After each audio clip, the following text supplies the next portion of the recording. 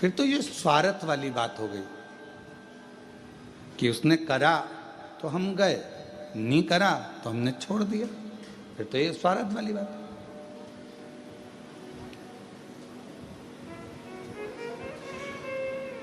अजामिल की कथा का स्मरण करिएगा जरा।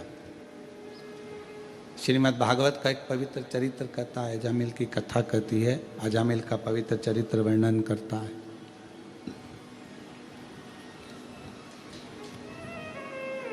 भगवान की अविरल भक्ति में अजामिल लगा हुआ था, भगवान के भजन में अजामिल लगा हुआ था, स्मरण करता था, भजन करता था, कीर्तन करता था, मंत्र जाप करता था, नाम जाप करता था। पर उसके नगर में एक वैश्या ने अपना घर बना लिया।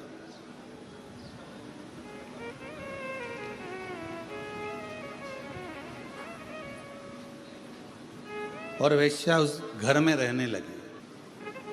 पूरे नगर में सूचना हो गई कि इस घर में जो नारी रहती है, स्त्री रहती है, वो बड़ी सुंदर है, वो वैश्या बड़ी सुंदर। अब इतनी चर्चा सुनी तो मन में उमंग तो उत्पन्न हुई ना कि एक बार जाके देखें तो सही। कई लोगों के मन में रहता है, कुबेरेश्वर धाम के जब चित्र देखते हैं, फोटो देखते हैं या वीडियो देखते हैं तो उनके मन में भाव उत्पन्न हो जाता है, उनके मन में भाव आता है। कुबेरेश्वर धाम के जब चित्र फोटो ये नहीं चल रहे हैं क्या? आके सुनो तो सही इसको। कुबेरेश्वर धाम के जब चित्र देखते हैं, फोटो देखते हैं या वीडियो देखते हैं तो उनके मन में भाव उत्पन्न हो जाता है कि एक बार जरा जाके देखें तो, दर्शन तो करें।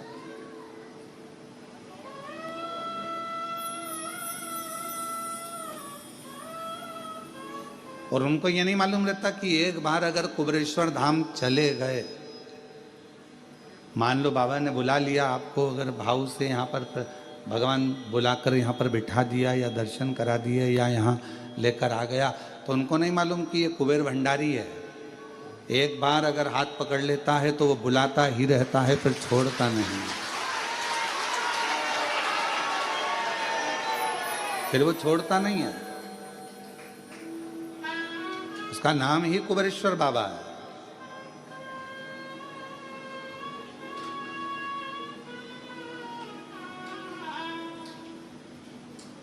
वैश्या ने मकान बनाया बड़ा सुंदर, उसमें उसका निवास हो गया।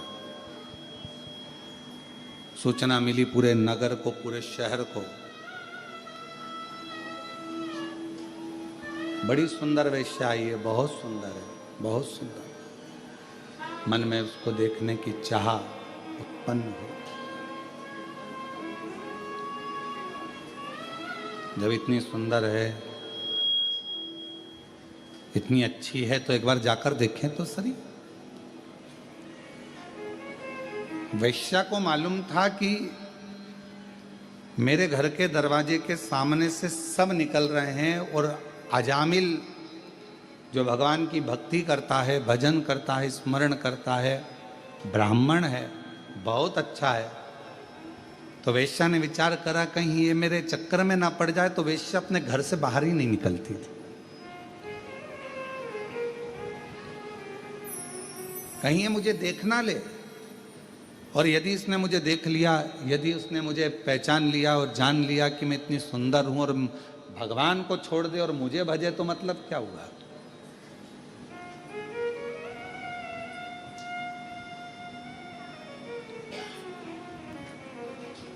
अब ईमानदारी से बोलो, आप थी वो वैश्या, श्रीमद् भागवत में लिखा है, पर उसके हृदय में भगवान के प्रति कितना भाव होगा, कितनी हृदय से वो परमात्मा की समर्पित होगी।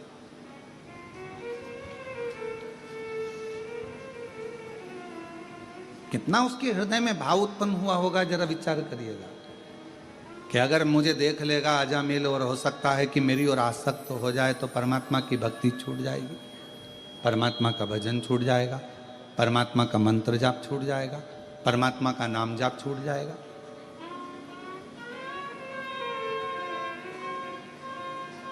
घर से ही नहीं निकली है वैश्या, घर से ही नहीं निकलती।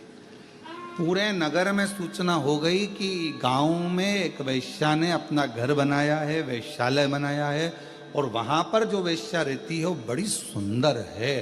पूरे नगर में सूचना हो गई, सब दूर खबर हो गई, तो सबके देखने का मन उसमें बहुत बढ़ने लगा कि मन से कि कम से कम हम एक बार जाकर देखें। तो सबने देख लिया और सब सूचना दे रहे हैं। अजामिल ने विचार बनाया कि मैं रोज मंदिर जाता हूं, आज एक काम करता हूं, मंदिर तो जाऊंगा पर वेश्या के घर के सामने से जाऊंगा, देखते देखते कि ऐसी कितनी सुंदर है, उसकी सुंदरता इतनी कैसे है। आज मैं जाऊंगा तो जरा उसके घर के सामने से निकल कर जाऊंगा। और अजामिल वेश्या के घर के सामने से वेश्या के घर के सामने से निकलकर वेश्या के घर के सामने से निकलकर अजामिल चला जाने लगा। और अजामिल वेश्या के घर के सामने से निकला, पर वेश्या का दर्शन नहीं हुआ, दिखी नहीं, नजर नहीं आई वेश्या। आज अजामिल मंदिर से थोड़ा जल्दी आ गया और मंदिर से आकर फिर वेश्या के दरवाजे के सामने आकर खड़ा हो गया।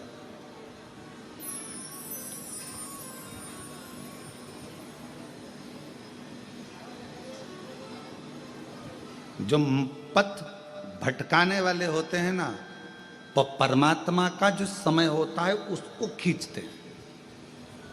भगवान का जो समय है, पथ भटकाने वाले परमात्मा के समय को अपनी ओर खींचने का प्रयास करते हैं।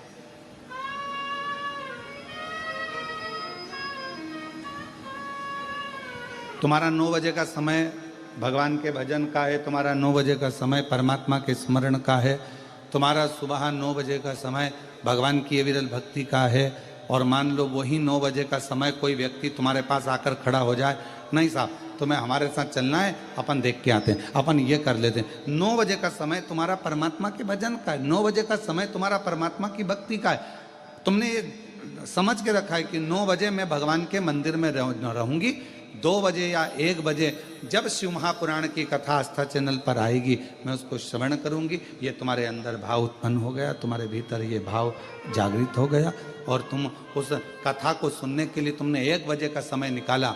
और मान लो उस बीच में कोई आकर बैठ गया, या कोई व्यक्ति आ गया, या कोई तुम्हारे मंदिर के जाने के समय पर तुम्हारा टाइम लेने के लिए, नहीं तुझे मेरे साथ चलना है, तुझे ये करना है, समझ लेना कहीं पथ को भटकना है। वो तुम्हारा पथ भटकाने के लिए आया है।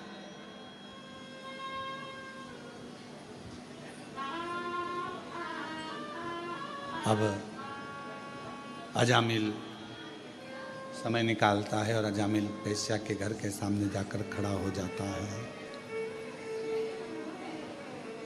वेश्या के घर के सामने जब अजामिल जाकर खड़ा हुआ, आज मंदिर से थोड़ा जल्दी आ गया, वेश्या नहीं दिखी। श्रीमद् भागवत में लिखा है अजामिल का चरित्र कि अजामिल बारंबार वेश्या के घर के सामने से जाता है और बारंबार वो वेश्या दिखती नहीं है। अभी तक आधा घंटा खड़ा होता था, अब 1 घंटा खड़ा होने लगा, फिर 2 घंटा खड़ा होने लगा, 3 घंटे खड़े होने लगा, फिर धीरे धीरे धीरे धीरे अजामिल मंदिर का पथ छोड़कर, मंदिर में जाना छोड़कर वेश्या के दरवाजे पर ही खड़ा रहता। वेश्या के दरवाजे,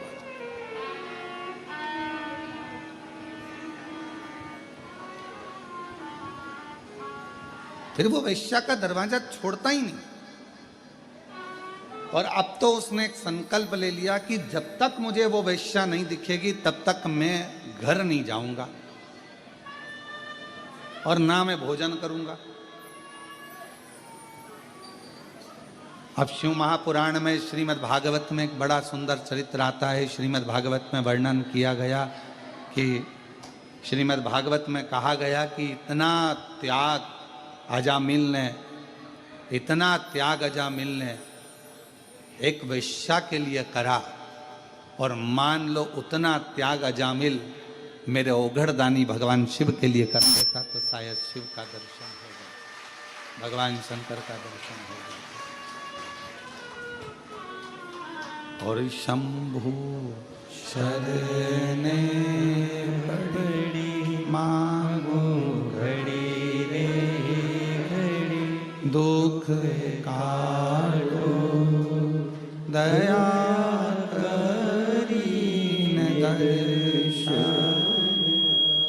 ओ शंभु शरणे पड़ी मांगो घड़ी रे घड़ी, दुख काटो दया करी ने दर्शन आपको। एक वेश्या के लिए उसने भोजन छोड़ दिया, एक वेश्या के लिए उसने घर छोड़ दिया, और दिन भर वो वेश्या के घर के सामने खड़ा रहता है, ना भोजन करता है, बस उसको देखना है, उसको निहारना है, खड़ा इंतजार कर रहा है। वेश्या नहीं निकली। वेश्या के पास में एक युवान पुरुष पहुंचा, और उस युवान पुरुष ने वेश्या से पूछा कि वेश्या एक बात बता। उस युवान पुरुष ने जाकर कहा शंभु शंभु शंभु शंभु। उस युवान पुरुष ने वेश्या के पास जाकर पूछा कि वेश्या ये बता कि तेरे दरवाजे पर एक अजामिल बहुत दिन से खड़ा हुआ है, 3 दिन हो गए उसको, ना उसने खाना खाया, भोजन किया, ना पानी पिया, और ना वो अपने घर गया, ना वो भोजन कर रहा है, ना वो पानी पी जा रहा है, ना पानी पी रहा है, ना भोजन कर रहा है, ना अपने घर जा रहा है। तो मुझे एक बात बता वैश्या कि तू एक बार उसको मिल क्यों नहीं लेती? जब इतना जिद कर रहा है, इतना जिद्दी हो गया है, इतना जिद कर यदि वो खड़ा है, तो फिर तू एक बार जाकर उससे मिलती क्यों नहीं? तू इसको एक बार उसके पास पहुंचती क्यों नहीं? जा तू एक बार उसके पास, एक बार उसके सामने चली जा, और भले मिलने ना जाए तो कम से कम वो छज्जे में खड़े होकर दरवाजा ही खोल ले। एक बार जा तो सही, उसके पास पहुंच तो सही।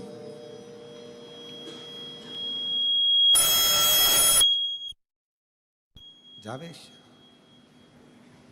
वैश्या ने कहा कि जाने को तो मैं अब भी दरवाजा खोलूं और उस अजामिल के पास में पहुंच जाऊं, अजामिल के पास में चली जाऊं, परंतु दरवाजा खोलूंगी और अजामिल के पास पहुंच जाऊंगी, मना नहीं है, पर मेरा मन कहता है कि अजामिल बहुत सत्संगी है, मेरा मन कहता है कि अजामिल बहुत भगवत प्रेमी है,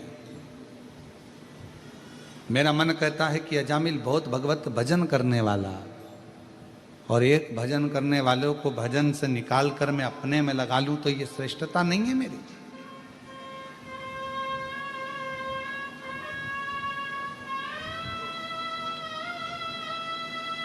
इसमें मेरी श्रेष्ठता नहीं बनती है कि मैं अपना भजन चालू करवाऊं, शिव जी का भजन बंद करवा दूं, भगवान का भजन बंद करवाऊं, भगवान का सत्संग बंद करवाऊं और मुझ में अपने में रमाऊं।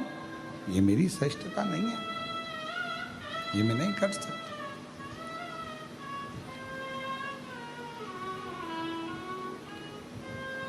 तो फिर अजामिल तो मर ही जाएगा।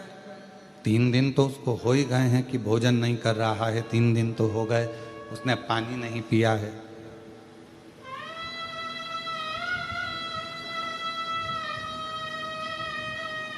तीन दिन तो हो गए उसने पानी नहीं पिया, भोजन नहीं किया, फिर तो वो मर जाएगा, प्राण छूट जाएगा। वैश्या कहती है मैं जानती हूं कि वो इतनी जल्दी मरने वाला नहीं है,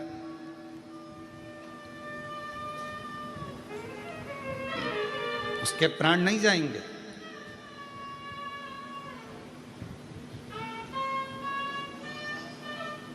फिर भी वैश्या तुझे तो जाना तो चाहिए। 4 दिन हो गए, 5 दिन हो गए, अजामिल खड़ा बैठा भी नहीं।